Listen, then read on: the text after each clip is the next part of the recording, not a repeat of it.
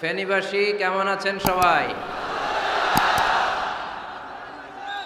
আলহামদুলিল্লাহ, আমিও ভালো আছি। উহিব্বুকা ফিল্লাহ, Mizanur Rahman Azhari. We love you, Mizanur Rahman Azhari. Taralia Shanti Sangha থেকে আজহারি হুজুরকে আন্তরিক শুভেচ্ছা।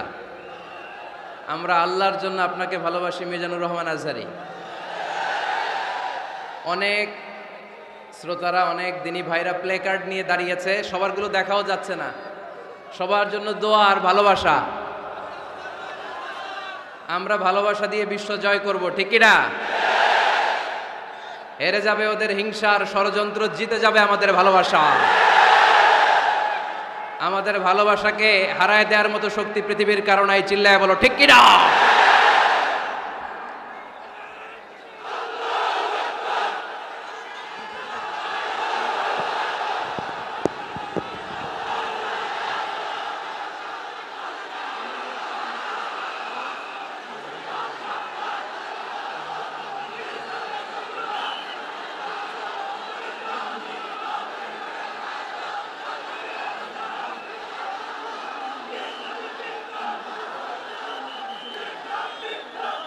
মাশাআল্লাহ,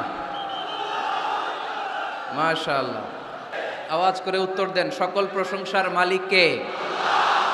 সকল ক্ষমতার উৎস কে? কেউ যেটা পারে না পারে কে? কেউ যেটা দেখে না দেখে কে? কেউ যেটা শোনে না শোনে কে? সে আল্লাহর জন্য আওয়াজ করে আমরা পড়বো আলহামদুলিল্লাহ। সবাই পড়েন, রব্বানা লাকাল হামদ হামদান কাসীরান তয়্যিবান মুবারাকান ফীহি ইয়া রাব্বি লাকাল হামদু কামা ইয়ানবাগি লিজালালি ওয়াজহিকা ওয়া আযীমি সুলতানিকা লাকাল হামদু বিল ঈমান লাকাল হামদু বিল ইসলাম লাকাল হামদু বিল কুরআন। আমরা প্রশংসা করলাম কার? সব সময় প্রশংসা করব কার? আমরা যেন মনিবের, আমার রব্বে করিমের, আল্লাহ রব্বুল ইজ্জা ওয়াল জালালের প্রশংসা যেন বেশি বেশি করতে পারে। আল্লাহ তুমি তৌফিক দাও। আর জোরে পড়েন আমিন। আমাদের হাতে সময় খুব কম, আওয়াজ করা যাবে না। এখন আমি আওয়াজ শুনতে পাচ্ছি, আওয়াজ করা যাবে না। দেখেছি, সবাইকে দেখেছি, মাশাআল্লাহ। হ্যাঁ দেখলাম, হ্যাঁ শুরুতেই হাত নাড়িয়ে শুভেচ্ছা জানিয়েছি, বারবার করা যাবে না। দেখলাম সবাইকে, থামতে হবে এবার। মাশাআল্লাহ, ফেনীর ছেলেরা অনেক ভদ্র। এত বড় গ্যাদারিং কিন্তু অল্পতেই থেমে গেছে। অন্যান্য জায়গায় অনেক চিৎকার চেঁচামেচি করতে হয়, আলহামদুলিল্লাহ একটা আওয়াজ হবে না।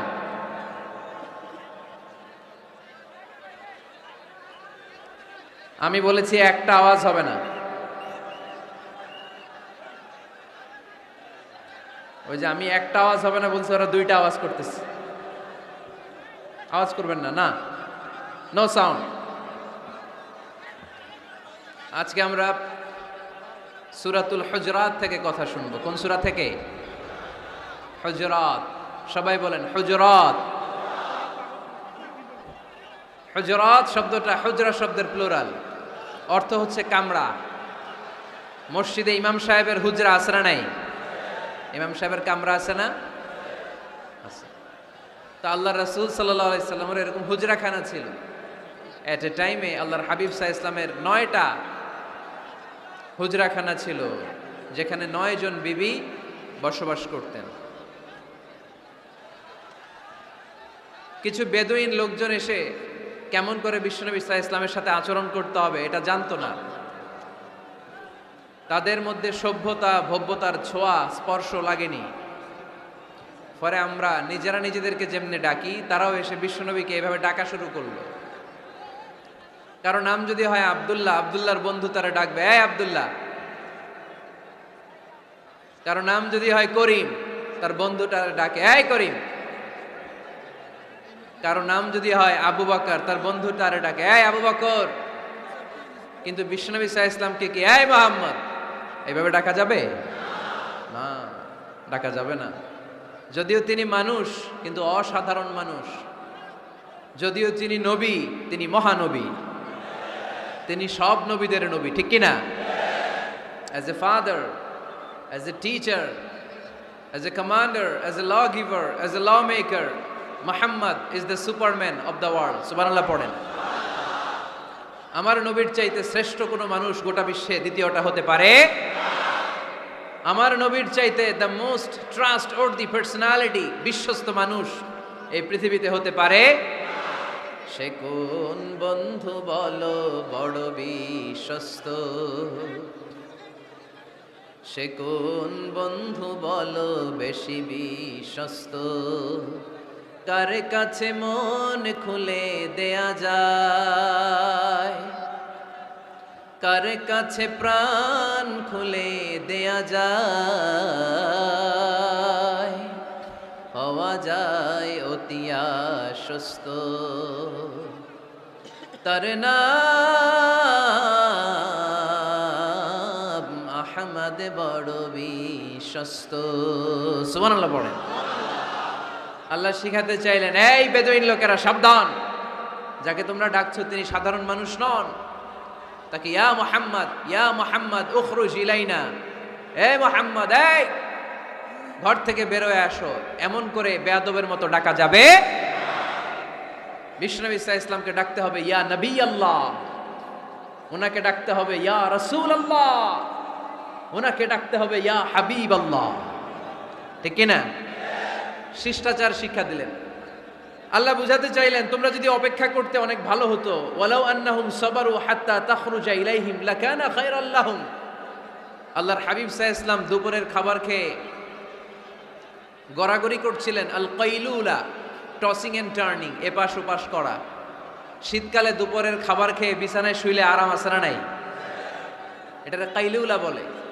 আল্লাহর হাবিব সাল্লাল্লাহু আলাইহি ওয়াসাল্লাম যখন কাইলুলা করছিল, ঠিক তখন লোকগুলো ডাকতে আরম্ভ করলো, ইয়া মুহাম্মদ উখরুজ ইলাইনা, এ মুহাম্মদ আসো। আল্লাহ বললেন, খবরদার, আমার নবীকে এইভাবে ডাকা যাবে না, বরঞ্চ আমার নবীকে তোমরা ডাকবে ইয়া নবী আল্লাহ, ইয়া রাসূল আল্লাহ, ইয়া হাবিব আল্লাহ বলে। সুবহানাল্লাহ পড়েন। আল্লাহর হাবিব সাল্লাল্লাহু আলাইহি ওয়াসাল্লাম যতক্ষণ না বের হয়ে আসে তোমাদের অপেক্ষা করা উচিত, সবর করা উচিত। আমরা অনেক সময় সবর করি না। ব্যাপার কি? আওয়াজ আবার বাড়তেছে কেন? এদিকে মাইকম্যান কই? মাইকম্যান এদিকে আসো তো, মাইকম্যান এদিকে আসো, আমার কাছে আসো। ভাই আওয়াজ করবেন না, এই আওয়াজ থামাতে থামাতেই এশার আজান হয়ে যাবে, আমি চলে যাব, আলোচনা শেষ, আমি চলে যাব। উপরে উঠাও একটু, উপরে, এদিকে এদিকে। আমি একটা কথা শুরু করলে এখানে চিৎকার চেঁচামেচি, আমি থামাবো, আবার শুরু করলে এটা হয় না। অল্প কয়েক মিনিট, লম্বা চড়া বক্তব্যের সুযোগও নাই। এশার আজান হবে একটু পরে, একটু উপরে উঠাও। আমি চাই পিন পতন নীরবতা। আরেকটু আরেকটু, ব্যাস, আবার তো নিচে নেমে যাও। আওয়াজ করো না, আওয়াজ করো না ভাই, আওয়াজ করো না।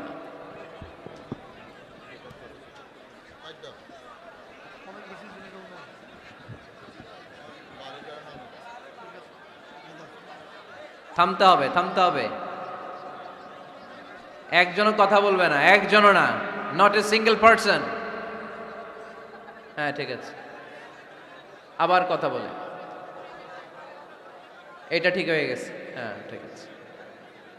তাহলে আমরা আমাদেরকে যেইভাবে ডাকি, আল্লাহর হাবিব সাল্লাল্লাহু আলাইহি ওয়াসাল্লামকে ওইভাবে ডাকা যায় না। আল্লাহ বললেন, খবরদার, তোমাদের উচিত ছিল অপেক্ষা করা, যতক্ষণ না আল্লাহর হাবিব সাল্লাল্লাহু আলাইহি ওয়াসাল্লাম বিশ্রাম শেষ করে বাইরে বেরিয়ে আসে। তাই কারো বাসায় গেলে অপেক্ষা করবেন যতক্ষণ না উনি আসে, আর যাওয়ার আগে অ্যাপয়েন্টমেন্ট নিয়ে যাবেন। আজকের প্রথম মেসেজ, কারোর সাথে দেখা করার আগে কি নিয়ে যাবেন?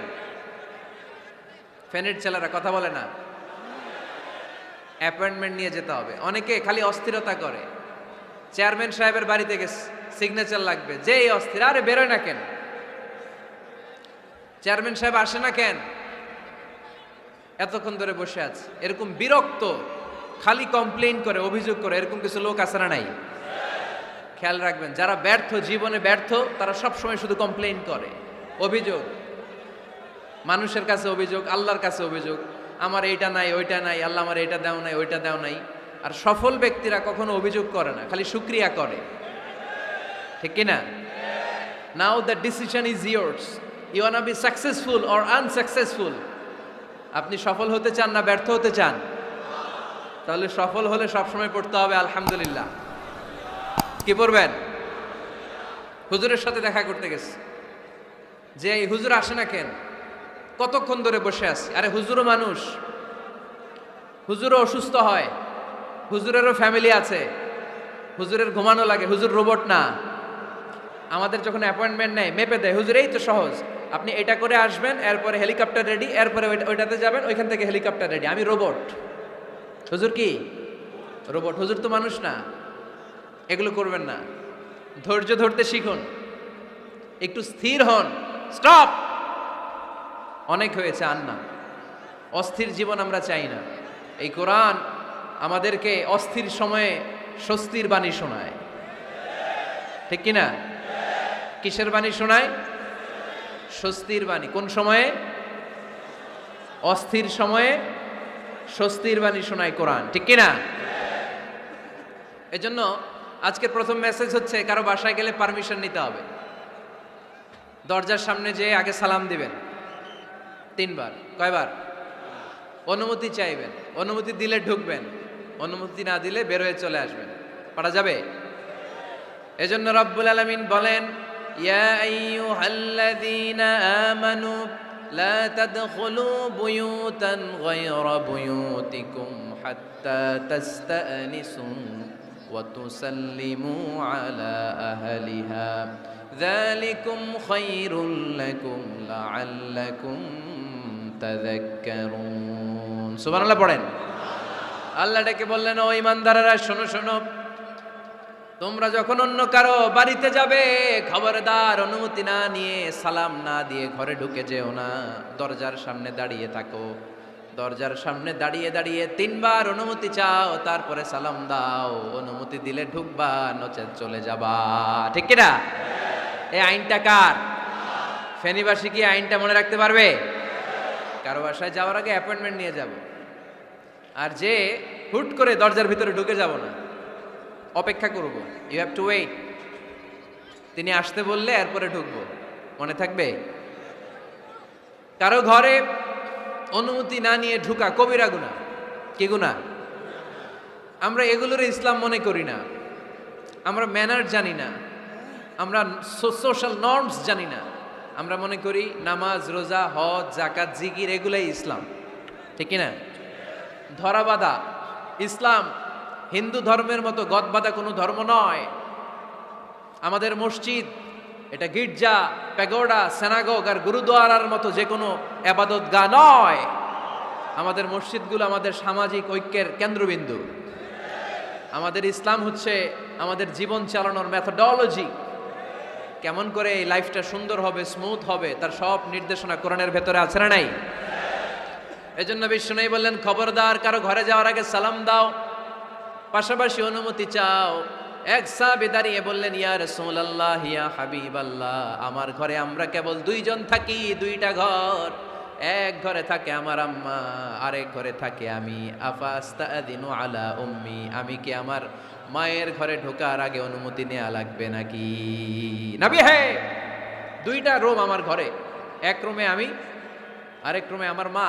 আফাস্তাদিনু আলা উম্মি, আমার মায়ের ঘরে যাওয়ার আগে অনুমতি নেওয়া লাগবে? আনা খাদিমুহা, আমি তো তার খেদমত করি, মায়ের ঘরে যাইতে অনুমতি লাগবে? বিশ্বনবী বললেন, নাআম ইস্তাআযিন আলাইহা, হ্যাঁ অবশ্যই মায়ের ঘরে ঢোকার আগে অনুমতি নিয়ে ঢুকবা। সুবহানাল্লাহ পড়বেন না? সাহাবী বললেন, ইয়া রাসূলুল্লাহ, তিনি তো আমার মা, অনুমতি লাগবে কেন? বিশ্বনবী বললেন, আতুহিব্বু আন তারাহা উরিয়ানাতান, ও সাহাবী, তুমি কি তোমার মাকে উলঙ্গ দেখতে পছন্দ করো নাকি? সাহাবী বললেন, না, কশিন কালেও নয়, আমি কখনো আমার মারে উলঙ্গ অবস্থায় দেখতে পছন্দ করব না। বিশ্বনবী বললেন, তাহলে অবশ্যই অনুমতি নিয়ে ঢুকবা। যদি মারে উলঙ্গ দেখতে মনে না চায় তাহলে ঢুকবা, কারণ ঘরের ভিতরে কে কখন কোন পরিস্থিতিতে থাকে তার কোনো হিসাব আছে? এজন্য সালাম দিবেন, নক করবেন, অনুমতি চাইবেন, তখন নিজেকে নিজে ভিতরে যারা আছে, মহিলা হোক পুরুষ হোক, সামলে নিবে, গুছিয়ে নিবে, তারপরে আপনাকে ঢুকার ব্যবস্থা করে দিবে, ঠিক কিনা? তাহলে মায়ের ঘরে ঢুকতে হলে যদি অনুমতি লাগে, তাহলে বোনের ঘরে ঢোকার আগে অনুমতির দরকার আছে না নাই?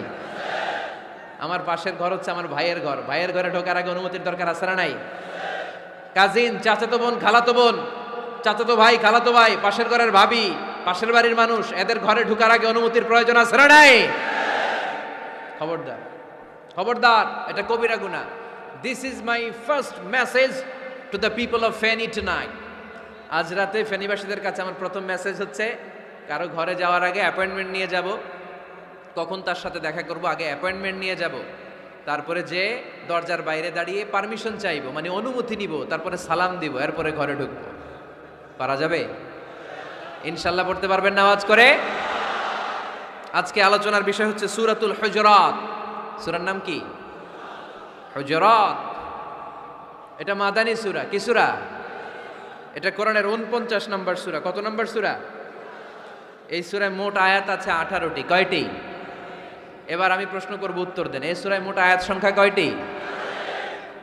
18টি। এটি কোরআনের কততম সূরা? 49তম সূরা। আর সূরাটা মাক্কি সূরা। কি সূরা? মাদানী সূরা। এই সূরাটাকে বলা হয় সামাজিক রীতিনীতির সূরা। সোশ্যাল নর্মস শেখানো হয়েছে এই সূরায়। কেমন করে সমাজের শান্তি শৃঙ্খলার ভারসাম্য অক্ষুণ্ণ থাকবে সে ব্যাপারে এই সূরাতে আল্লাহ তাআলা কিছু দিক নির্দেশনা দিয়েছেন। আমাদের সমাজের ভারসাম্য ঠিক নাই, শান্তি নাই, সুশৃঙ্খলা নাই, শুধু মারামারি, জিঘাংসা, কিলাকিলি, হিংসা, বিদ্বেষ, বিশৃঙ্খলা। এই হিংসা, বিদ্বেষ, বিশৃঙ্খলা, মারামারির বিপরীতে সমাজের সাম্য, ভ্রাতৃত্ব, ভালোবাসা, সুশৃঙ্খলা আর ভারসাম্য কিভাবে অক্ষুণ্ণ রাখা যায়, সেজন্য আল্লাহ তাআলা এই সূরার ভেতরে 10টা গাইডলাইন দিয়েছেন। কয়টা? সবাই বলতে হবে, কয়টা? 10টা। প্রথম গাইডলাইন হচ্ছে, আল্লাহ তাআলা বলছেন, খবরদার যারা বিশ্বাসী বলে নিজেদেরকে দাবি করো, আল্লাহ আল্লাহর রাসূলের নিয়মের বা আইনের উপর দিয়ে টপকে যেও না। আল্লাহ আল্লাহ রাসূল যেটা বলেছে এটাই ফাইনাল, ঠিক কি না? রব্বুল আলামিন বলেন, ইয়া আইয়ুহাল্লাযীনা আমানু লা তুকদ্দিমু বাইনা ইয়াদাইল্লাহি ওয়া রাসূলিহি ওয়াত্তাকুল্লাহ ইন্নাল্লাহা সামিউন আলীম। পড়েন সুবহানাল্লাহ। আল্লাহ বললেন, যারা বিশ্বাসী বলে দাবি করো, খবরদার আল্লাহর দেয়া বিধান আর আমার নবীর দেয়া বিধান, এই বিধানগুলাই ফাইনাল। এই ফাইনাল কথার পরে মুমিনের কোনো কথা থাকতে পারে? আল্লাহ যেটা বলেছে, আল্লাহ রাসূল যেটা বলেছে সেটাই ফাইনাল। আওয়াজ করে বলতে হবে, সেটা কি? এটা ফাইনাল। এরপর আর নতুন কোনো কথা নাই। যখনই বলা হবে আল্লাহ বলেছে, রাসূল বলেছে, আমরা বলবো আমান্না, সামি'না ওয়া আতা'না। আমরা শুনলাম, মানলাম, বিশ্বাস করলাম, আমাদের পক্ষ থেকে আর দ্বিতীয় কোনো কথা নাই, ঠিক কি না? এজন্য আল্লাহ বললেন, খবরদার আমি আর আমার রাসূল যেটা দিয়েছি সেটাই ফাইনাল। অতিরিক্ত বুঝতে যেও না, ওভার স্মার্ট সাজতে চেও না। আমি আল্লাহর দেয়া নবীর দেয়া বিধানের সামনে অ্যাডভান্স হতে যেও না, কারণ আমি আল্লাহ আর আমার রাসূল যেই নিয়ম দিয়েছি সেটাই ফাইনাল, সেটাতেই বরকত। কোন মুমিন বান্দাবান্দীদের কাছে যখন আল্লাহ আর আল্লাহ রাসূলের কথা বলা হয়, তাদের কাছে এটাই ফাইনাল, ঠিক কি না? ওমা কানা লিমুমিনিন ওয়ালা মুমিনাতিন ইযা খাদাল্লাহু ওয়া রাসূলুহু আমরান আইয়াকুনা লাহুমুল খিয়ারাতু মিন আমরিহিম। মুমিন নরনারীর কাছে যখন বলা হবে এটা আল্লাহর কথা, আল্লাহর রাসূলের কথা, এটাই ফাইনাল। এরপরে মুমিনের আর নতুন কোনো চয়েস থাকতে পারে? আল্লাহ বলেছে 5 ওয়াক্ত সালাত জামাতের সাথে আদায় করো, এটাই ফাইনাল, ঠিক কি না? আল্লাহ বলেছেন চুরি করলে চোরের হাত কেটে দাও। বিশ্বনবী জীবদ্দশায় চোরের হাত কেটে দেখিয়ে দিয়েছেন, চুরি করলে হাত কেটে দাও, এটাই ফাইনাল, ঠিক কি না? আল্লাহ নিয়ম জারি করেছেন, ও নারীরা পর্দা করে ঘর থেকে বের হও, এর উপরে কোনো কথা নাই, জোরে বলেন ঠিক কি না? আল্লাহ আইন করে দিয়েছেন রমাদানের 29 দিন কিংবা 30 দিন রোজা রাখবা, এটাই ফাইনাল, এরপরে কোনো কথা নাই, জোরে বলেন ঠিক কি না? যারা সম্পদশালী হয়েছো, বছরান্তে 2.5% যাকাত দিবা, বিধানটা কার? এটাই ফাইনাল, এরপরে কোনো কথা আছে? তার মানে আল্লাহ আল্লাহ রাসূল যেটা দিয়েছে এটাই ফাইনাল, এটাই সর্বোৎকৃষ্ট। এর চেয়ে উৎকৃষ্ট আর ভালো হতে পারে না, এটাই শ্রেষ্ঠ। এক সাহাবী বলল, আসুমুদ্দাহার, আমি সারা বছর রোজা রাখবো, রোজা ভাঙবো না। আরেক সাহাবী বলল, আ'তাজিলুন নিসা, আমি আমার বউয়ের কাছে যাব না, আজীবন বৈরাগ্য জীবন যাপন করব। আরেক সাহাবী বলল, উসল্লি লাইলা কুল্লাহ, সারা রাত তাহাজ্জুদ পড়ব, ঘুমাবো না। এই কথা শুনে বিশ্বনবী রেগে গেলেন। বিশ্বনবী বললেন, কে কে বলেছে এই কথা যে সারা বছর রোজা রাখবে, সারা রাত তাহাজ্জুদ পড়বে, স্ত্রীর কাছে যাবে না? ইন্নী আখশাকুম লিল্লাহি ওয়া আতকাকুম লাহু, নিশ্চয় আমি তোমাদের চাইতে আল্লাহকে বেশি ভয় করি। আমি বিশ্বনবী সবচেয়ে বড় মুত্তাকি, আমি বিশ্বনবী সবচেয়ে বড় বুজুর্গ, আমি বিশ্বনবী সবচেয়ে বড় আল্লাহওয়ালা। তো আমি এত বড় আল্লাহওয়ালা হয়ে আমি 11 জন স্ত্রী রেখেছি, আমি এত বড় আল্লাহওয়ালা হয়ে রাতে তাহাজ্জুদও পড়ি, আবার কিছু অংশ ঘুমাই, আমি এত বড় আল্লাহওয়ালা হয়ে বছরে কিছু সময় রোজা রাখি, মাঝে মাঝে রাখি না। তা আমি ব্যালেন্স করে জীবন ধারণের পরে আমার আল্লাহওয়ালাগিরিতে কোনো সমস্যা হয় নাই, আমার নবী হতে সমস্যা হয় নাই। তোমাদের সমস্যা হলো কেন? তোমরা কোত্থেকে এটা শিখেছো? আমি বিশ্বনবী যেটা শিখিয়েছি এটাই ফাইনাল, এর চেয়ে শ্রেষ্ঠ কোনো কাজ আর হতে পারে না। চিল্লায় বলেন ঠিক কিনা? ফজরের ফরজ নামাজ কয় রাকাত? আওয়াজ করে বলেন। বিধানটা কার? আপনি যদি বলেন আমি একটু বাড়ায় পড়ব, 3 রাকাত পড়ব, সব বেশি হবে না? কারণ আপনি অ্যাডভান্স হয়েছেন। লা তুকদ্দিমু বাইনা ইয়াদাইল্লাহি ওয়া রাসূলিহি, খবরদার আল্লাহ আল্লাহ রাসূলের উপর অ্যাডভান্স হয়েও না। রমাদানের রোজা 30টা, আপনি যদি বলেন 35টা রাখবো, ফেনীর ভাইয়েরা, রমজানের পরে আরো 5টা যদি একাধারে রাখেন, রমজান মনে করে আল্লাহ কবুল করবে? কবুল করবে? তার মানে আল্লাহ আল্লাহ রাসূল যেটা বলেছে এটাই ফাইনাল। এর চেয়ে বেশি কিছু আর ইবাদত করা যাবে, এর চেয়ে শ্রেষ্ঠ ইবাদত হতে পারে না। বিষ্ণু ইসলাম বললেন, সারা রাত তাহাজ্জুদ পড়লে এটা শ্রেষ্ঠ ইবাদত নয়, বরং রাতের কিছু অংশ ঘুমাবা, কিছু অংশ তাহাজ্জুদ পড়বা। আইয়ামুল বীজের রোজা রাখবা, সোম আর বৃহস্পতিবার রোজা রাখবা, আরাফার রোজা রাখবা, আশুরার রোজা রাখবা, শাওয়ালের 6 রোজা রাখবা। এর চেয়েও বেশি রাখতে চাইলে একদিন রোজা রাখবা, আরেকদিন রাখবা না, একদিন রাখবা, আরেকদিন রাখবা না। এর চেয়ে ভালো রোজার হতে পারে? হতে পারে না। আল্লাহর হাবিব সাল্লাল্লাহু আলাইহি ওয়াসাল্লাম বললেন, সেই শ্রেষ্ঠ যে স্ত্রীদের সাথেও মেলামেশা করে আবার ইবাদতও করে। ইসলামের মধ্যে ভারসাম্য আছে না নাই? তাহলে বোঝা গেল আল্লাহর হাবিব সাল্লাল্লাহু আলাইহি ওয়াসাল্লাম আল্লাহর সবচেয়ে কাছের, তিনি সবচেয়ে বড় মুত্তাকি। ফেনীবাসী আওয়াজ করে বলেন তো, আমার নবীর চাইতে বড় মুত্তাকি হওয়া যাবে? আমার নবীর চাইতে বড় আল্লাহওয়ালা হওয়া যাবে? নামাজ কেমন করে পড়তে হয় এটা নবী শিখায় গিয়েছেন, এর চেয়ে বেশি কিছু করা যাবে? জিকির কেমন করে করতে হয় এটা বিশ্বনবী শিখিয়ে গিয়েছেন কি জান নাই? বিশ্বনবীর শিখানো পন্থার বাইরে নতুন পন্থায় জিকির করা যাবে? তাহলে আল্লাহ এবং আল্লাহ রাসূল যা শিখিয়েছে এটাই ফাইনাল। আল্লাহ আল্লাহ রাসূলের কথার উপরে আমরা দ্বিতীয় কোনো কথা বলতে চাই না। এটা হচ্ছে 1 নাম্বার গাইডলাইন। সমাজে যদি শান্তি আনতে চান এই গাইডলাইন মানতে হবে। বিশ্বাসীদের জন্য 2 নাম্বার গাইডলাইন হচ্ছে, লা তারফাউ আসওয়াতাকুম ফাওকা সাউতিন নবী, খবরদার ওহে বিশ্বাসীরা, নবীর কণ্ঠের চাইতে যেন তোমাদের কণ্ঠ উঁচু হয়ে না যায়। আপনারা কথা শুনতেছেন? মনোযোগ আছে না গেছে? বনু তামিম গোত্রের নেতা কে হবে? আল্লাহর হাবিব সাল্লাল্লাহু আলাইহি ওয়াসাল্লাম পরামর্শ করছিলেন। সাইয়েদনা আবু বকর বললেন, আমার মতামত হচ্ছে এই লোকটা নেতা হলে ভালো হয়, যোগ্য লোক। ওমরে ফারুক বললেন, না, উনি না। আবু বকর যেটা বলেছে ওইটা না, আমার মনে হয় এই লোকটা নেতা হলে ভালো হয়। আবু বকর বললেন, না ওমর তুমি বুঝো না, আমি যারে বলছি সে ভালো। ওমরে ফারুক বলে, না আবু বকর, আমি যাকে বলেছি সে ভালো। এরকম মতামত দিতে দিতে, তর্ক করতে করতে বিশ্বনবীর গলার চাইতে সাহাবীদের গলার আওয়াজ বড় হয়ে গিয়েছে। আল্লাহ এটা আরশের উপর থেকে বরদাস্ত করে নাই। আল্লাহ বলেছেন, খবরদার, লা তারফাউ আসওয়াতাকুম ফাওকা সাউতিন নবী, নবীর কণ্ঠের চাইতে তোমাদের কণ্ঠ যেন উঁচু হয়ে না যায়। আমার নবীকে আমি তোমাদের বন্ধু বানিয়েছি, তোমাদের কাছে রেখেছি, তার মানে এই নয় যা মন চায় তাই নবীর সাথে আচরণ করবা, ঠিক কিনা? কখনো যেন নবীর কণ্ঠের চাইতে কণ্ঠ উঁচু হয়ে না যায়। যদি নবীর গলার আওয়াজের চাইতে তোমাদের গলার আওয়াজ উঁচু হয়ে যায়, তোমাদের জীবনের সব নেক আমলগুলোকে আমি বাতিল করে দেব। আল্লাহ ধমক দিয়ে বললেন, খবরদার, ইয়া আইয়ুহাল্লাযীনা আমানু লা তারফাউ আসওয়াতাকুম ফাওকা সাউতিন নবী ওয়া লা তাজহারু লাহু বিল কওলি কাজহারি বা'দিকুম লিবা'দিন আন তাহবাতা আ'মালুকুম ওয়া আনতুম লা তাশউরুন। পড়েন সুবহানাল্লাহ। আল্লাহ বললেন, খবরদার, আমার নবীর কণ্ঠের চাইতে যেন তোমাদের কণ্ঠ উঁচু হয়ে না যায়। আমার হাবিবের কণ্ঠের চাইতে তোমাদের কণ্ঠ যদি উঁচু হয়ে যায়, বেয়াদবি হয়ে যাবে, ফলে তোমাদের সব নেক আমল বাতিল করে দিবে কে? এই আয়াত নাজিল হওয়ার পরে সাহাবারা কেউ বিশ্বনবীর সামনে এসে বড় গলায় কথা বলে না, আস্তে আস্তে বলে। কেমনে বলে?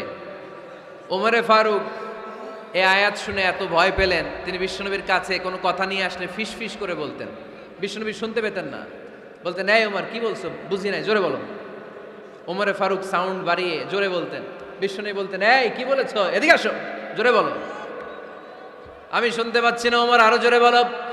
ওমরে ফারুক আবার একটু সাউন্ড বাড়িয়ে আবার বলতে আরম্ভ করতেন। বিশ্বনবী বলতেন, আমি শুনতে পাচ্ছি না, জোরে বলো। সুবহানাল্লাহ পড়েন। ভয়ে আন তাহবাতা আমালুকুম ওয়া আনতুম লা তাশউরুন, খবরদার, নবীর কণ্ঠের চাইতে যদি কণ্ঠ উঁচু হয়ে যায়, সব নেক আমল বাতিল করে দিবে কে? আপনারা যারা হজ উমরা করেছেন, হজ আর উমরা করতে পেরেছেন কারা কারা দেখি? মাশাআল্লাহ। যারা করতে পারি নাই আমরা, আমাদেরকেও যেন আল্লাহ তাআলা তৌফিক দান করে, আমরা পড়ি আমিন। আমরা যেন কাবার চারপাশে তাওয়াফ করতে পারি, সাফা মারওয়ার জন্য সাই করতে পারি, আল্লাহর হাবিব সাল্লাল্লাহু আলাইহি ওয়াসাল্লামের কবরের সামনে দাঁড়িয়ে যেন আমরা সালাতু সালাম পাঠ করতে পারি। আওয়াজ করে পড়তে হবে আমিন। বিশ্বনবী সাল্লাল্লাহু আলাইহি ওয়াসাল্লামের কবরের উপরে এই আয়াতটা লেখা, যে আয়াত নিয়ে আমি এখন আপনাদের সামনে আলোচনা করছি। লা তারফাউ আসওয়াতাকুম ফাওকা সাওতিন নবী। দেখছেন না হাজী সাহেবরা, দেখে আসছেন না? আপনি যখন মসজিদে নববীতে নামাজ পড়বেন, আল্লাহর হাবিব সাল্লাল্লাহু আলাইহি ওয়াসাল্লামের কবর জিয়ারতের জন্য যখন রওনা হবেন, সর্বপ্রথম বাম দিকে পড়বে রাউদাতুম মিন রিয়াদিল জান্নাহ। এই জায়গাটা হলো দুনিয়ার বুকে জান্নাতের বাগান সমূহ থেকে একটা বাগান। আপনি হাঁটতে থাকবেন, হাঁটতে হাঁটতে রাউজাতুম মিন রিয়াদিল জান্নাহ পার হওয়ার পরে বাম দিকে পড়বে বিশ্বনবীর কবর। বিশ্বনবীর কবরের সামনে দাঁড়িয়ে কোনো উম্মত সহ্য করতে পারে নাকি? ধৈর্য ধারণ করতে পারে নাকি? আজীবন যেই নবীর কথা শুনলাম, আজীবন যেই নবীর হাদিস চর্চা করলাম, আজীবন যেই নবীর ভালোবাসা হৃদয়ের মধ্যে ধারণ করলাম, ওই নবী নাকি এই জায়গায় শোয়া, ওই নবী নাকি এখানে শুয়ে আছে, এটা কল্পনা করলে কোনো উম্মত ধৈর্য ধারণ করতে পারে? কলিজাটা ছিঁড়ে খান খান হয়ে যায়, চিৎকার দিয়ে নবীরে ডাক দিতে মনে চায়। কিন্তু আল্লাহ বলেছেন, খবরদার, কবরের উপরে এই আয়াতটা লেখা, লা তারফাউ আসওয়াতাকুম ফাওকা সাওতিন নবী, খবরদার, এটা নবীর দরবার, এখানে বড় গলায় চিৎকার চেঁচামেচি করে কোনো আওয়াজ করা যায় না। চিল্লায় বলেন ঠিক কি না? এজন্য আল্লাহ বললেন, লা তারফাউ আসওয়াতাকুম ফাওকা সাওতিন নবী, খবরদার, নবীর কণ্ঠের চাইতে যেন কণ্ঠ উঁচু হয়ে না যায়। এই আয়াতের হুকুম আল্লাহর হাবিব সাল্লাল্লাহু আলাইহি ওয়াসাল্লামের জীবদ্দশা অবস্থায় যেমন ছিল, ঠিক এখনো এটারে বলবৎ রেখেছে কে?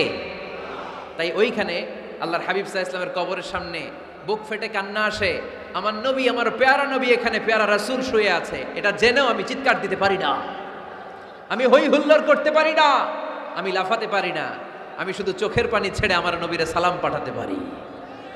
ঠিক কিনা? এই আয়াতের হুকুম শুধু নবীর ক্ষেত্রেই প্রযোজ্য নয়, আব্বা আম্মার ক্ষেত্রেও প্রযোজ্য। আব্বা আম্মার সামনে দাঁড়িয়ে বড় গলায় কথা বলা যাবে? উস্তাদ আল আসাতেজা যারা আমাদেরকে শিখিয়েছেন, তাদের সামনে বড় গলায় কথা বলা যাবে না।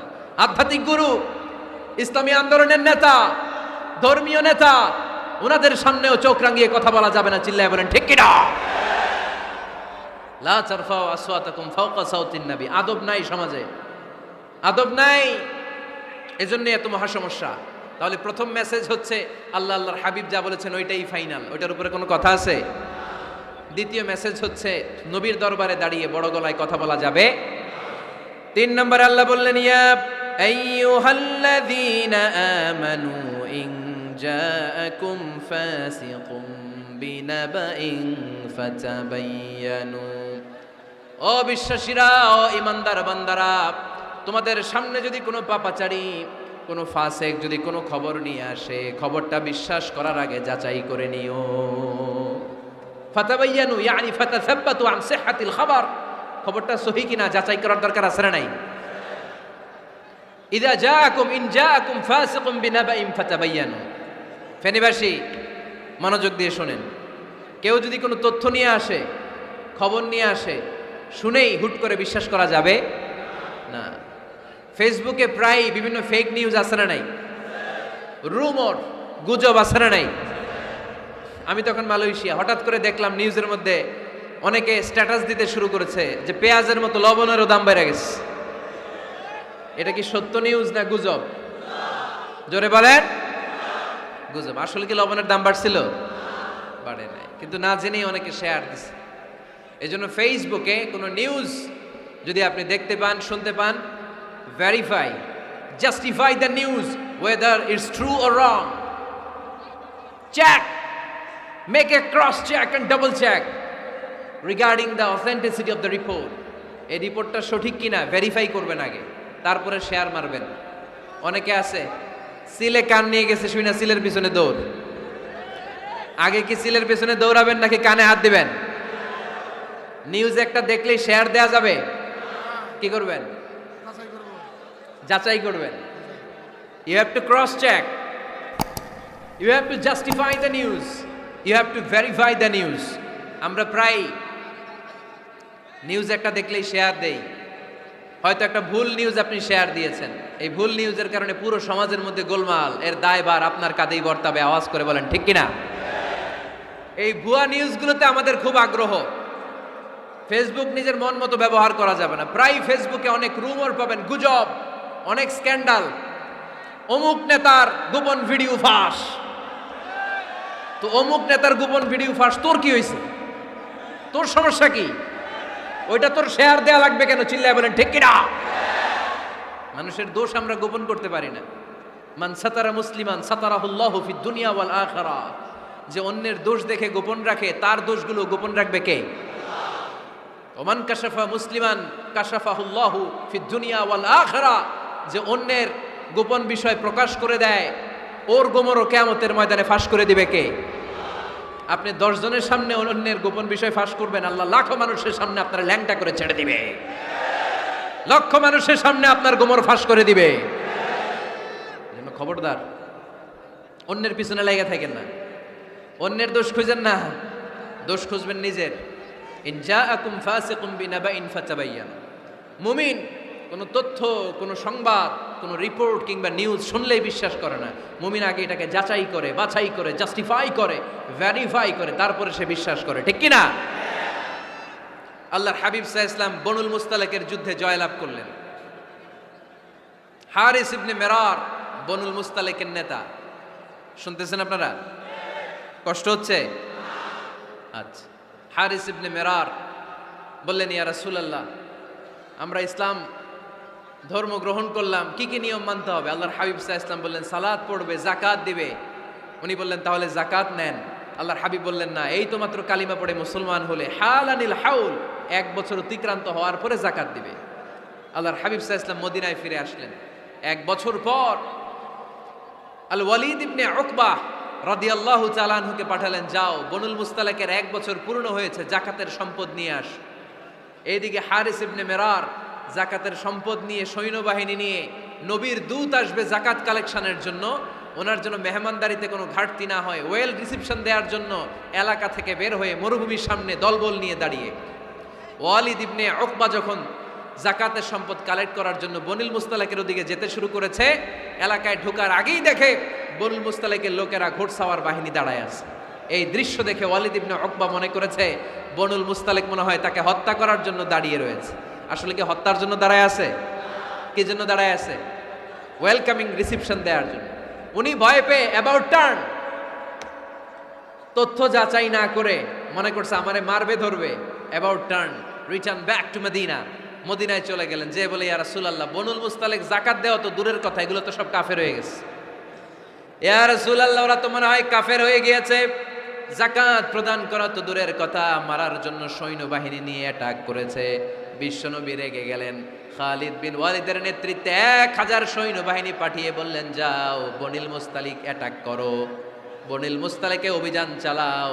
আল্লাহ বললেন, নবী অভিযান পরে চালান। ইন জাআকুম ফাসিকুম বিনাবাইন ফাতাবায়ানু। সুবহানাল্লাহ পড়েন। নবী হে, অভিযান পরে চালান। তথ্য যে নিয়ে আসছে ওয়ালিদ, এটা সত্য কিনা আগে যাচাই করেন। সে যে তথ্য আপনাকে সরবরাহ করেছে, এই তথ্য সঠিক নয়, সে ভুয়া তথ্য দিয়েছে, সে ভুল বুঝেছে, এখানে মিসআন্ডারস্ট্যান্ডিং হয়েছে। আপনি 1000 সৈন্যবাহিনী পাঠাবেন না। আপনার 1000 সৈন্যবাহিনী যে যদি বনিল মুস্তালিককে অ্যাটাক করে, তাহলে এই অ্যাটাকে কোনো ক্ষয়ক্ষতি হলে সবটার দায়ভার আপনার কাঁধেই বর্তাবে। চিল্লায় বলেন ঠিক কিনা? আমার নবীকে শেখানোর মাধ্যমে আল্লাহ তাআলা আমাদেরকে শিখা যাবে না। আগে যাচাই বাছাই করার দরকার আছে না নাই? আছে। আপনার বন্ধু এসে বলল, আরে দোস্ত তুমি এইখানে, ভাবিরে তো দেখলাম বাজারে আরেক লোকের সাথে ঘুরতেছে। আপনি রেগে মেগে আগুন, অফিস থেকে বাসায় যায় বউরে কিল, আইজো মায়ের কাইলো মায়ের, এরকম হতে পারে না? আপনার বন্ধু হয়তো আপনার ওয়াইফের মতো আরেকজন মহিলাকে দেখেছে, এটা হতে পারে কি পারে না? আপনার ওয়াইফকে জিজ্ঞেস করেন নাই, ক্রস চেক করেন নাই, না করে আপনি ঝগড়া মারামারি শুরু করে দিয়েছেন। এই ছোট্ট ঝগড়া থেকে বিচ্ছেদের দিকে, ডিভোর্সের দিকেও যেতে পারে। এরকম আছে না নাই? এরকম অনেক ভুরি ভুরি কেস আমাদের কাছে আছে। নিউজ যাচাই না করে, গুজব আর রুমর যাচাই না করে সিদ্ধান্ত নিয়েছে, পরে মাথার মধ্যে চাপড়ায়, নিজের কপালে নিজে চাপড়ায়। এরকম আছে না নাই? তাহলে আল্লাহ তাআলার দেয়া 3 নাম্বার গাইডলাইন হচ্ছে, কোনো তথ্য শুনেই বিশ্বাস করা যাবে না, আগে যাচাই করতে হবে। আওয়াজ করে বলেন, আগে কি করতে হবে? যাচাই করতে হবে। যাচাই বাছাই ছাড়া আজ থেকে ফেসবুকে আমরা আর কোনো নিউজ শেয়ার দিবেন? মনে থাকবে? আরে এগুলাই তো জরুরি ওয়াজ। কবরের ওয়াজ তো অনেক শুনছি, জান্নাত জাহান্নামের ভয় আর জান্নাতের নাজ নেয়ামত তো অনেক শুনেছি। সমাজটারে শান্তিপূর্ণ ভারসাম্যপূর্ণ করার দরকার আছে না নাই? খবর শুনে আমরা বিশ্বাস করি, যাচাই না করে আমরা বলে বেড়াই না। যাচাই না করে, নিশ্চিত না হয়ে আজ থেকে কোনো নিউজ আমরা ফেসবুকে শেয়ার দিব না। 4 নম্বর আল্লাহ বললেন, 4 নম্বর গাইডলাইন আল্লাহ দিলেন, ইয়া আইয়ুহাল্লাযীনা আমানু লা ইয়াসখার কওমুম মিন কওম। খবরদার আমার বিশ্বাসী বান্দারা, আমার ইমানদার বান্দারা, কেউ কোনোদিন কাউরে ঠাট্টা বিদ্রুপ করে না। সুবহানাল্লাহ পড়েন। মুমিন বান্দা কাউকে ঠাট্টা করতে পারে, বিদ্রুপ করতে পারে না। আমাদের জিহ্বা আছে বলে আমরা যা ইচ্ছা তাই বলতে পারি। কথা বলেন না কেন? আমাদের কান আছে বলে কান দিয়ে আমরা যা মনে চাই তাই শুনতে পারি। যেন কানে শুনি সদা তোমার কালাম, হে খোদা চোখে যেন দেখি শুধু কোরআনের আয়াত। শোনো আমার মুনাজাত, শোনো শোনো ইয়া ইলাহি আমার মুনাজাত, শোনো আমার মুনাজাত। সবাই আওয়াজ করে পড়েন আমিন। লা ইয়াসখার কওমুন মিন কওম। মুমিন বান্দা কখনো অন্য কাউকে ঠাট্টা করবে না। আমার কোনো ভাই মনে কষ্ট পায়, এরকম কোনো ঠাট্টা বিদ্রুপ খোঁচা মেরে পোক মেরে কথা বলা যাবে না। এটা তার চেহারা নিয়ে না, তার পেশা নিয়ে না, তার বংশ নিয়ে না, তার পরিবার নিয়ে না। তার বাবা চুরি করেছে, আমি কি বলতে পারবো তুই চোরের ঘরের চোর? বলে কি বলে না? কেউ একটু মোটা হইলে কয় তুই মোটুর ঘরের মোটু, চোখে কম দেখলে কেউ তুই কানার ঘরের কানা। আছে না নাই? না না, স্টপ, থামেন, অনেক হয়েছে, আর না, এগুলো বলা যাবে না। কারো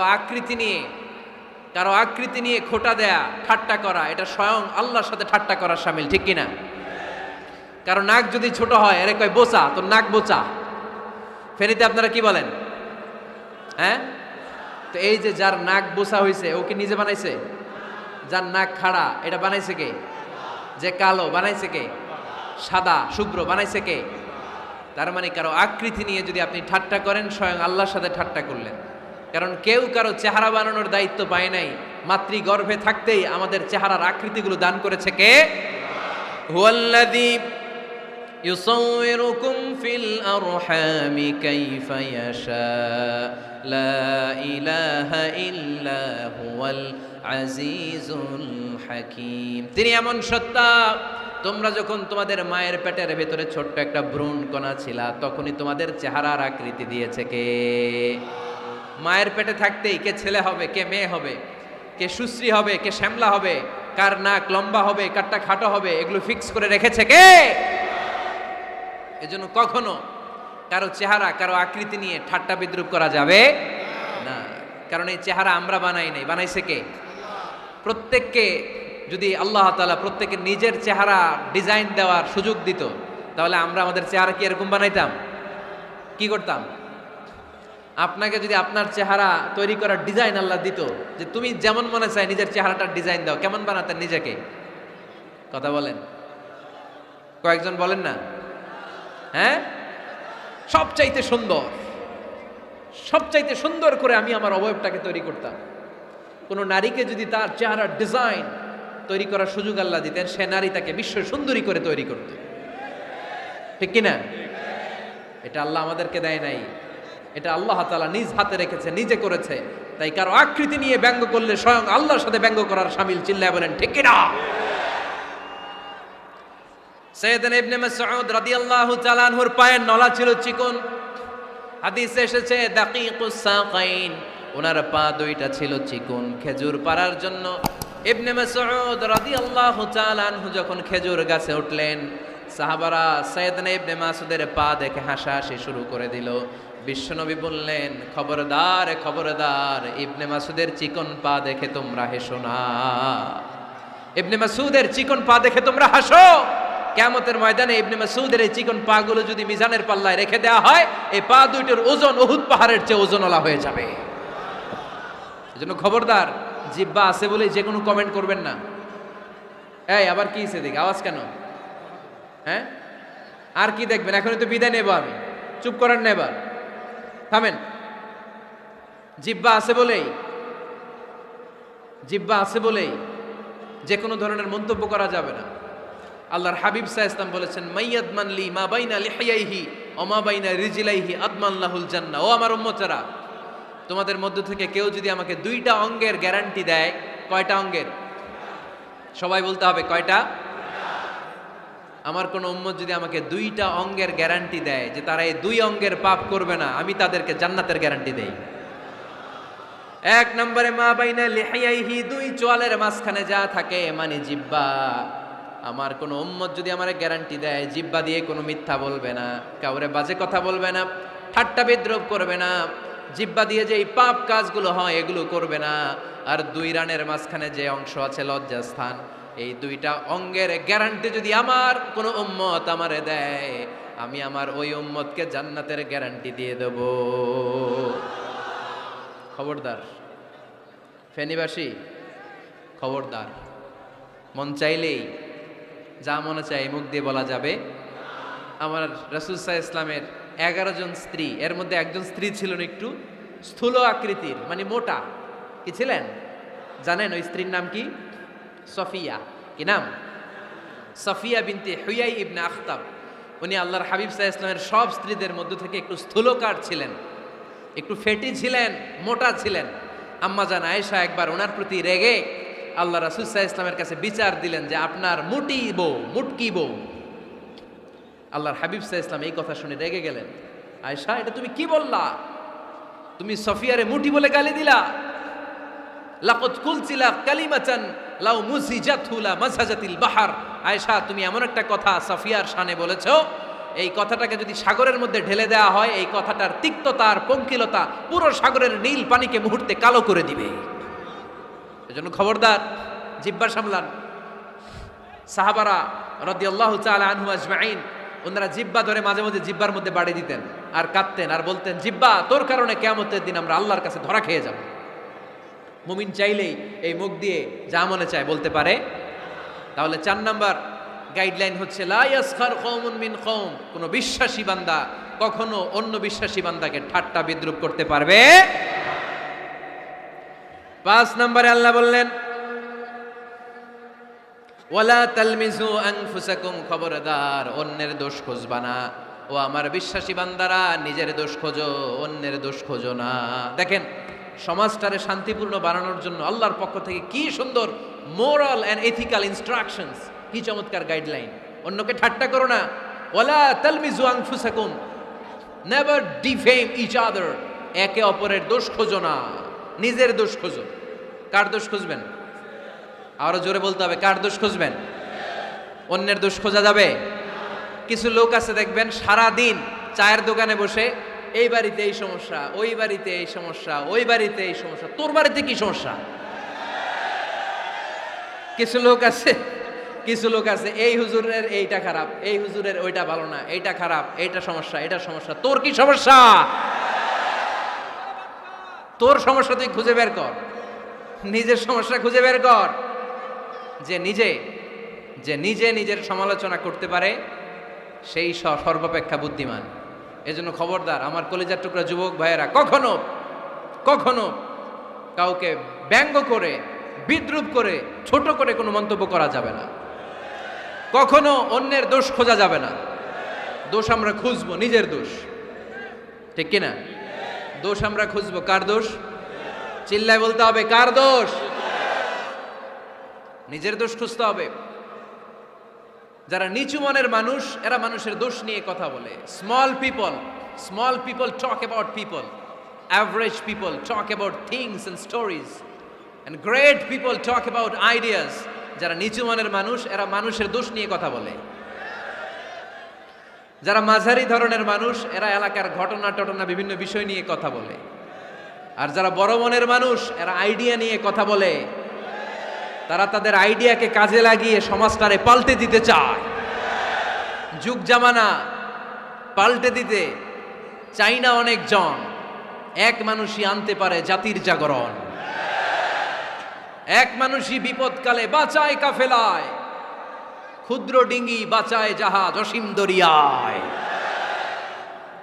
এজন্য নিজেকে শুধরাতে হবে। ওয়ালা তালমিজু আনফুসাকুম, অন্যের দোষ খোঁজো না, নিজের দোষ খোঁজো।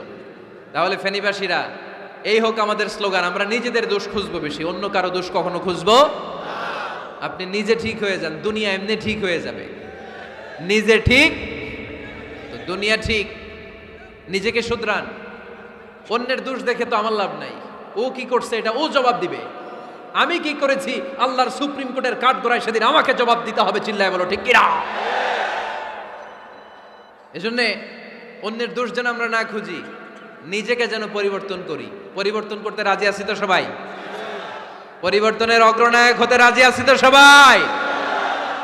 সিদ্ধান্ত নিতে হবে, শক্ত সিদ্ধান্ত। দাঁড়াতে হবে, সৈনিকের মতো দাঁড়াতে হবে, ঠিক কিনা? আধারে ভয় পেও না, আলো আছে আড়ালে, অন্ধকার পালিয়ে যাবে তুমি উঠে দাঁড়ালে। নিজেকে দাঁড়াতে হবে, নিজের সাথে নিজের শক্ত বোঝাপড়া করতে হবে। অন্যের দোষ খোঁজার সময় আমাদের নাই। চিল্লায় বলো ঠিক কিনা? দোষ খোঁজা যাবে না, নিজের দোষ নিজের আমরা খুঁজবো। বসেন বসেন। কে ঢুকছে এখানে? হ্যাঁ, কারেন্টের শক করছে। সাপ ও ওয়াজ শুনতে আসে।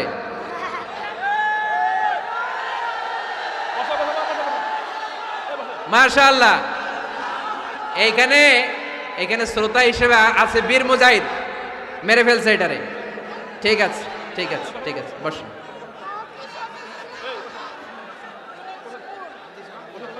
এখনো কথা বাকি, বসেন। একটা আওয়াজ হবে না, একটা আওয়াজ হবে না। আবার আওয়াজ হয় এখানে। তাহলে ফেনীর ভাইয়েরা, অন্যের দোষ খুঁজবে না, নিজের দোষ খোঁজা যাবে? যাবে যাবে? ক্লান্ত হয়ে গেছেন? কষ্ট হচ্ছে? তারপরে 7 নম্বরে আল্লাহ বললেন, ওয়ালা তানাবাজু বিল আলকাব, ওয়ালা তানাবাজু বিল আলকাব। এই ছেলেরা, এই আমি এখনই উঠে যাব, বিদায় নিচ্ছি, বসো। বসেন ভাই, বসেন। এগুলো অনেক জরুরি কথা, মনোযোগ দিয়ে শুনেন।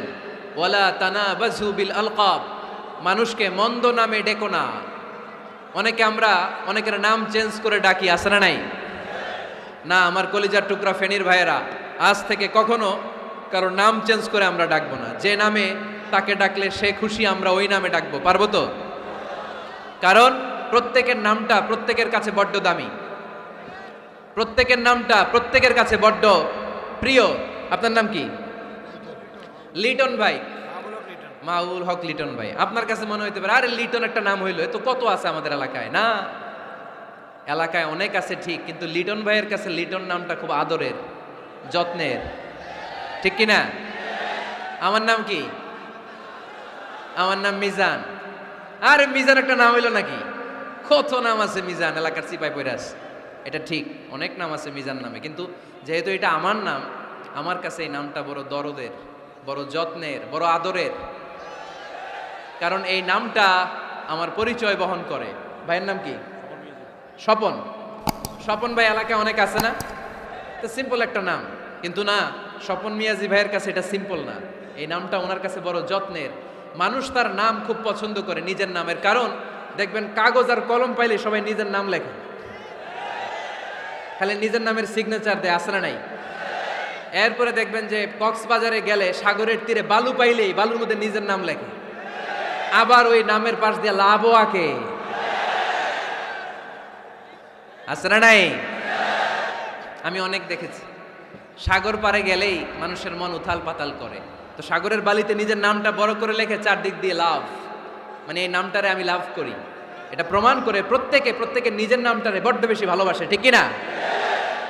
এজন্য ফেনীর সোনার টুকরারা, খবরদার বন্ধুরা, নিজেরা যেন একে অপরকে এমন নামে না ডাকি যে নাম শুনলে সে কষ্ট পায়। আজ থেকে কোনো বাজে নামে কাউরে ডাকা যাবে? আব্বা আম্মা আদর করে কত সুন্দর নাম রেখেছে, আবু বাকার, ওরে সবাই ডাকে বকইরা, কপাল পোড়া। আব্বা আম্মা নাম রেখেছে আবু ওয়াক্কাস, ওরে ডাকে আক্কাইচা। কত সুন্দর নাম আমার আল্লাহর নামের সাথে মিলিয়ে আব্দুল কুদ্দুস নাম রেখেছে, ওরে ডাকে কুদ্দুচ্চা। আছে না নাই? কবিরা গুনাহ করেছেন আপনি, কবিরা গুনাহ। It's not a simple deal, এটা সাধারণ কোনো ব্যাপার না, এগুলো সবগুলো কবিরা গুনাহ।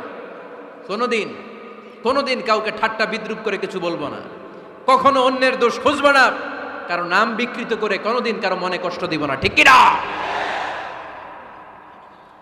এরপরে 8 নম্বরে আল্লাহ বললেন, ইয়া আইয়ুহাল্লাযীনা আমানু ইজতানিবু কাসীরাম মিনায-যন্নি ইন্না বা'দায-যন্নি ইসম। অবিশ্বাসীরা খবরদার, অনুমান আন্দাজ নির্ভর কোনো কথা বলবে না, যেটা বলবে নিশ্চিত হয়ে বলবে। কার কথা? অনুমান নির্ভর কোনো কথা, আন্দাজ নির্ভর কোনো কথা কোনো মুমিন বলতে পারে? আমার কথা বোঝা যায়? হ্যাঁ ফেনীবাসী, কথা বোঝা যায়? ফেনী না হেনি?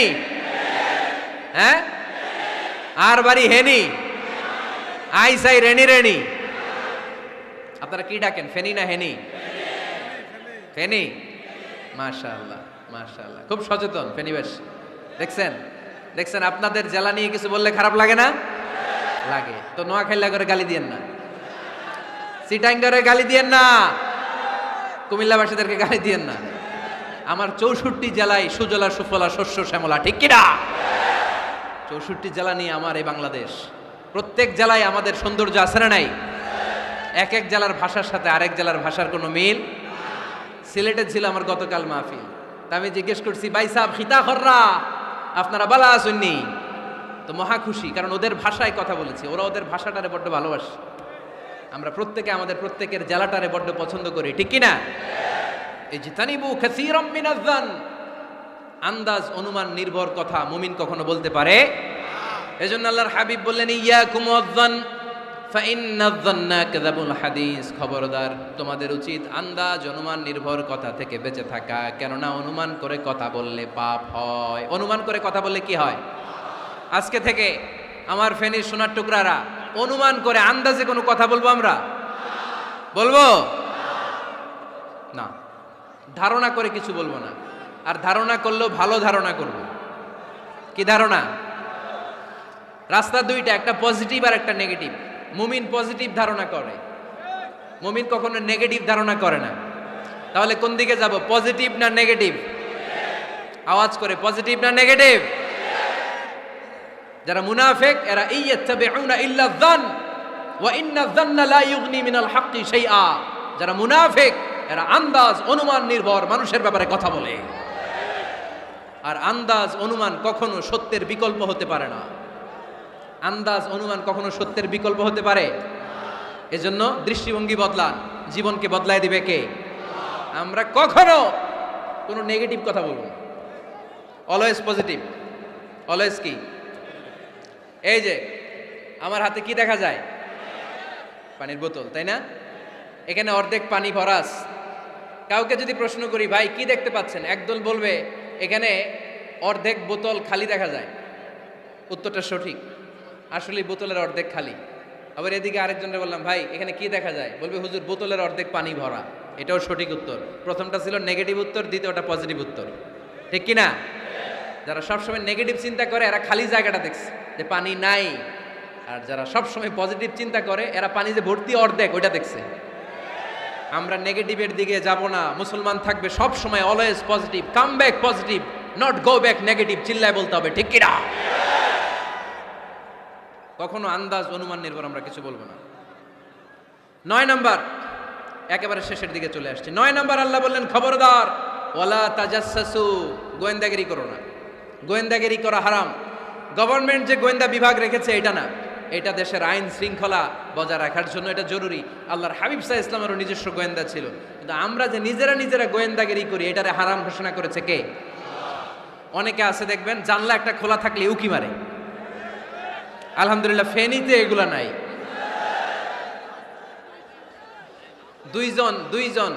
দুইজন ওদিকে কি যেন বলতেছে, উনি আড়ি পেতে কথা শুনে, আছে না নাই? ছিদ্র একটা থাকলে উকি মারে, আছে না নাই? খবরদার, ওয়ালা তাজাসসু, গোয়েন্দাগিরি করো না। কখনো কোনোদিন কারো পারমিশন ছাড়া মোবাইলের গ্যালারি চেক করবে না। কখনো কারো পারমিশন ছাড়া তার ফেসবুকের মেসেঞ্জারে কে কার সাথে চ্যাটিং করেছে এটা করা যাবে না। কখনো কারো পারমিশন ছাড়া তার মেইলের ইনবক্স খুলে দেখা যাবে না। কখনো কারো পারমিশন ছাড়া কারো ব্যক্তিগত চিঠি পড়া যাবে না। দিস ইজ ইসলাম, এটাই ইসলাম। আমরা ইসলামরে শুধু নামাজ আর রোজা আর জিকির আর এই দাড়ির মধ্যে সীমাবদ্ধ করেছি। প্রত্যেকের একটা প্রাইভেসি আছে না নাই? Everyone has privacy and no one should interfere in his privacy or in her privacy. প্রত্যেকের একটা প্রাইভেসি আছে না নাই? মানুষ ছোট হলেও তার একটা সম্মান আছে না নাই? এজন্য ছোট্ট বাচ্চাদেরকে কখনো প্যান্ট খুলতে বলবেন না। অনেকে বলে, আরে ছোট মানুষ, খোল, আরে তুই খোল, এই খোল তো, আছে না নাই? ওরও প্রেস্টিজ আছে, ওরও সম্মান আছে। খবরদার, everyone has a personal space and no one should interfere someone's personal space. কারো পার্সোনাল স্পেসে যেন আমরা নাক না গলাই। অনেকের বদ স্বভাব ফ্যামিলি ম্যাটার নিয়ে, প্রাইভেট ম্যাটার নিয়ে কথা বলে। ভাই কি চাকরি করেন, সরকারি না বেসরকারি? সরকারি। বেতন কত? উনার বেতন কত? এটা দিয়ে আপনার কি লাভ, ঠিক কিনা? মানুষ একটা দেখলে, ভাই বয়স কত, ভাই বেতন কত? ফার্স্ট ইমপ্রেশনে, ফার্স্ট যখন আপনি কারোর সাথে দেখা করবেন, বেতন কত, বয়স কত, এগুলো জিজ্ঞেস করা যাবে? কেউ যখন কারো ঘনিষ্ঠ হয়, বন্ধুতে রূপান্তরিত হয়, তখন এই কথাগুলো। কিন্তু শুরুতেই প্রাইভেট ম্যাটার নিয়ে, পার্সোনাল ম্যাটার নিয়ে খোঁচাখুচি করা যাবে। ওয়ালা তাজাসসু, গোয়েন্দাগিরি করো না। গোয়েন্দাগিরি করাকে হারাম ঘোষণা করেছে কে?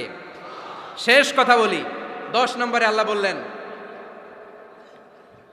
10 নম্বরে রব্বুল আলামিন বললেন, ওয়ালা ইয়াগতাব বা'দুকুম বা'দা আইয়ুহিব্বু আহাদুকুম আন ইয়াকুলা লাহমা আখিহি মাইতান ফাকারিহতুম। খবরদার, কেউ কারো গীবত করো না। কি করো না? গীবত করো না। এই উঠতেছে কে? বসেন, এখনই কথা শেষ হবে, একসাথে উঠবো। বসেন, আমার দিকে তাকান, আওয়াজ বন্ধ করুন। একে অপরের গীবত করো না। ব্যাকবাইটিং, চুগলখড়ি, আলহামদুলিল্লাহ ফেনীতে এগুলা নাই। আহা, চায়ের দোকানে বসে এর কথা ওর কানে, ওর কথা ওর কানে বইলা সমাজে একটা গিরিঙ্গি লাগায়, আছে না নাই? আল্লাহর হাবিব বললেন, আতাদরুনা মাল গীবা, গীবত কারে বলে জানো নাকি? সাহাবীরা বললেন, আল্লাহু ওয়া রাসূলুহু আ'লামু, আল্লাহ আল্লাহর রাসূল ভালো জানেন। বিশ্বনবী বললেন, যিকরুকা আখাকা বিমা ইয়াকরাহু, তোমার কোনো ভাইয়ের অনুপস্থিতিতে তার ব্যাপারে এমন কোনো কথা বলা যেই কথা শুনলে সে মনে কষ্ট পাবে। গীবত কারে বলে বুঝছেন? আপনার ভাইয়ের অনুপস্থিতিতে আপনার ভাইয়ের ব্যাপারে এমন কোনো কথা বললেন যেটা শুনলে সে মনে কষ্ট পাবে। এক সাহাবী বললেন, আফারাআইতা ইন কানা ফি আখি মা আকুল, নবী আমি আমার ভাইয়ের ব্যাপারে যেটা বলছি এটা যদি সত্যিই হয় তার মধ্যে যদি আসলেই এই সমস্যা থাকে তাইলে আল্লাহর হাবিব বললেন আরে তাইলেই তো গীবত। আর যদি তোমার ভাইয়ের মধ্যে এই দোষ না থাকে বানায় বলো তাহলে এটা গীবত না, গীবতের চেয়ে ভয়ঙ্কর ফাকাত বাহাত্তাহু, এটার নাম বহতান আর মিথ্যা অপবাদ। চিল্লায় বলেন ঠিক কিনা? কোন মুমিন গীবত করতে পারে? গীবত করার মৃত ভাইয়ের পচা গোশত খাওয়ার সমান। কোন মুমিন কখনো গীবত করতে পারে? এখন হালাল পন্থায় গীবত চলে আমাদের দেশে। কিভাবে জানেন? কথা শুরু করে এইভাবে, কথা বললে তো গীবত হয়ে যায়, বললে তো গীবত হয়ে যায়, তারপরেও বলি একটু, আছে না নাই? হালাল পন্থায় গীবত কি কমু ভাইজান, বললে তো গীবত হয়ে যায়। হালাল করতেছে, এটা হালাল হালাল হালাল না, বললে যদি গীবত হয়ে যায় তো বলবেন কেন? থামেন। কোন মুমিন কখনো গীবত করতে পারে? মেরাজের রাতে আল্লাহর হাবিব সাল্লাল্লাহু আলাইহি ওয়াসাল্লাম দেখলেন কিছু লোক লাহুম আযফারুম মিন নুহাস, তামার আগুন দিয়ে নখ বানানো, নখর ধারালো, ইয়াখদাশুনা বিহি উজুহাহুম ওয়া সুদুরাহুম, তারা তাদের নখ দিয়ে জাহান্নামে নিজের গালের গোশতগুলো, বুকের গোশতগুলো ছিঁড়ে ছিঁড়ে খাচ্ছে, আর তাদের ব্যথা যন্ত্রণা দেখে পুরো জাহান্নামের অন্য লোকরা থারথার করে কাঁপছে। আল্লাহর হাবিব বললেন ইয়া জিবরিল মান হুম মান হাউলা, এরা কারা? সাইয়েদনা জিবরিল বললেন হুম আহলুল গীবাতি মিন উম্মাতিক, এরা আপনার উম্মতের মধ্যে চায়ের দোকানে বসে বসে যারা গীবত করেছিল তারা। এজন্য কোন মুমিন গীবত করতে পারবে না। অন্যের গীবত আমরা করব না, দোষ খুঁজলে নিজের দোষ খুঁজবো। এই 10টা গাইডলাইন এই ফেনী জেলায় যদি কালকে থেকে ইমপ্লিমেন্ট হয়, আপনাদের কি মনে হয় ফেনীর কোনো এলাকাতে কোনো থানাতে মারামারি বিশৃঙ্খলা এগুলো থাকবে? থাকবে? সব শেষে আল্লাহ তাআলা আমাদেরকে ঐক্যবদ্ধ হওয়ার কথা বললেন। আল্লাহ 5 বার বিশ্বাসীদেরকে ডাক দিলেন, 6ষ্ঠবারে আল্লাহ দুনিয়ার সবাইরে ডাক দিলেন, আস্তিক নাস্তিক হিন্দু বৌদ্ধ এদেরকে ডেকে আল্লাহ শেষ করলেন। শেষ কথা শুনতে মনে চায়? এতক্ষণ আল্লাহ বলছে ইয়া আইয়ুহাল্লাযীনা আমানু, এর মানে কি? ওহে ঈমানদারগণ। এবার আল্লাহ ডাক দিছে ইয়া আইয়ুহান নাস। এবার আল্লাহ কি বলে ডাক দিছে? আওয়াজ করে বলতে হবে, কি বলে? এবার আল্লাহ বললেন ইয়া আইয়ুহান নাস ইন্না খালাকনাকুম মিন যাকারিন ওয়া উনসা ওয়া জাআলনাকুম শুউবান ওয়া ক্বাবাইলা লিতাআরাফু ইন্না আকরামাকুম ইনদাল্লাহি আতকাকুম। পড়েন সুবহানাল্লাহ। আল্লাহ ডেকে বললেন ইন্না খালাকনাকুম মিন যাকারিন ওয়া উনসা, ও বিশ্বাসীরা, এটা বলে ডাকে নাই, ও মানব সকল, নিশ্চয় আমি তোমাদেরকে এক নারী আর এক পুরুষ থেকে তৈরি করেছি। ওই পুরুষের নাম কি? ফেনীবাসী আওয়াজ করে বলেন আদম আলাইহিস সালাম। আর ওই নারীটার নাম কি? এই দুইজন থেকে গোটা পৃথিবী। তার মানে আসলে আমরা সব এক। আসলে কি? সব এক। নাস্তিকও আমার ভাই, হিন্দুও আমার ভাই, বৌদ্ধ খ্রিস্টানটাও আমার ভাই।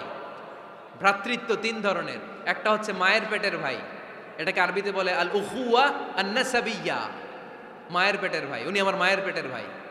আরেকটা আছে আল উখুয়া দ্বীনিয়া, দ্বীনি ভাই। এই যে আমরা সবাই এখানে একে অপরের কি ভাই? দ্বীনি ভাই।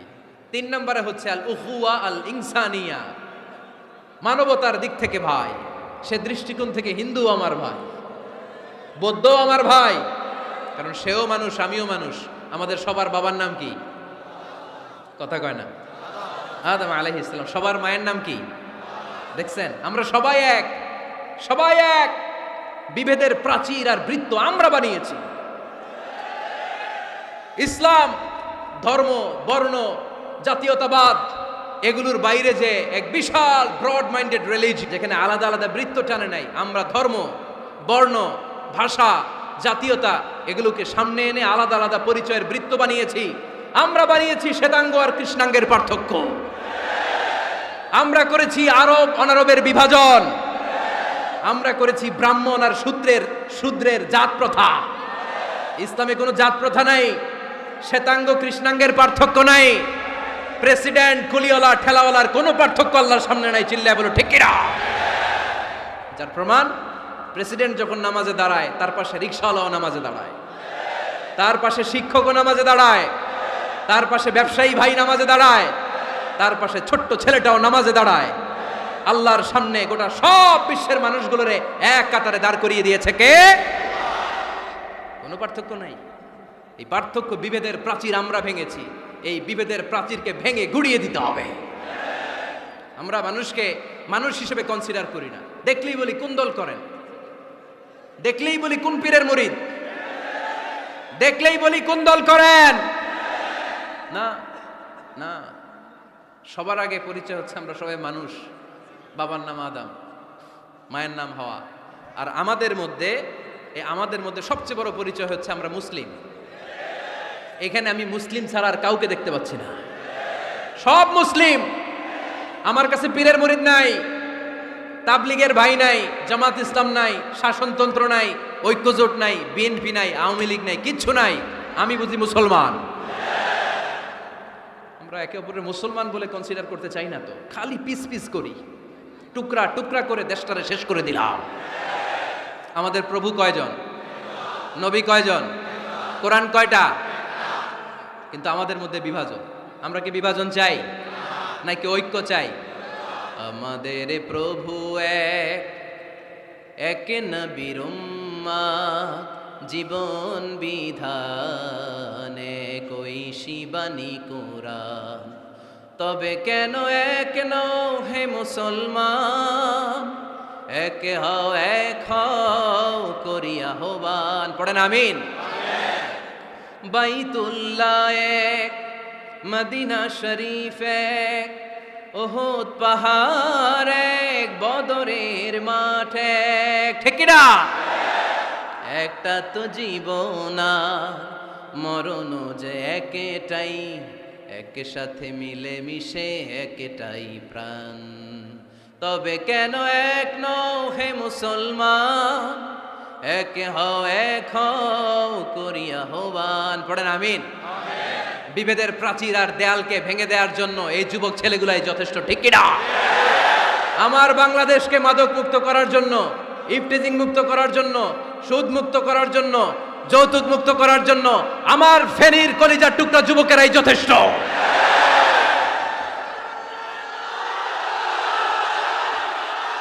অনেক নারী আছে, একজন হিন্দু মুসলমানের উপর অনেক নারী আছে, পিছনে সবাই।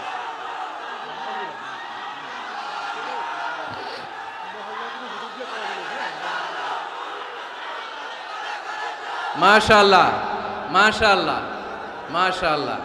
আমরা আসলে বিভেদের প্রাচীর তৈরি করতে চাই না। ঐক্যের কথা শুনলে আমাদের সবচেয়ে বড় পরিচয় মুসলিম, এটা শুনলেই আপনাদের মধ্যে যে উচ্ছ্বাস আর উদ্দীপনা, এটাই প্রমাণ করে ভেদাভেদ কখনো জনগণ চায় না। মুসলিম তৌহিদি জনতার হৃদয়ের ভেতরে ভেদাভেদ নাই, হিংসা নাই, বিদ্বেষ নাই। আমাদের আসল পুঁজি ভালোবাসা। আমাদের আসল পুঁজি কি? এই ভালোবাসা দিয়ে আমরা বিশ্ব জয় করতে চাই। ঠিক কি না? পারা যাবে মুসলমান? আর যে 10টা গাইডলাইন, 10টা মেসেজ আজকে শেয়ার করলাম, এগুলো মানা যাবে তো? অনেক বোনেরা এসেছে, আমার বোনেরা, আমি তো দেখতে পাচ্ছি একেবারে ওই রাস্তা পর্যন্ত, এইদিকে অনেক পেছন পর্যন্ত, এদিকে অনেক ভাইরা। বিশাল জনসমুদ্রের আজকের এই আয়োজন। স্কুল মাঠ পুরোটাতে মহিলারা বসেছে। নারীদের জন্য একটাই কথা, 5 ওয়াক্ত সালাত জামাতের সাথে পড়বেন, রমাদানের রোজা রাখবেন, নিজের লজ্জাস্থানের হেফাজত করবেন, স্বামীর আনুগত্য করবেন। এই 4টা কাজ কোনো নারী করলে ওই নারীর জন্য 8টা জান্নাতের দরজা খুলে দিবে কে? আমাদের বোনগুলোকে আল্লাহ তুমি কবুল করো।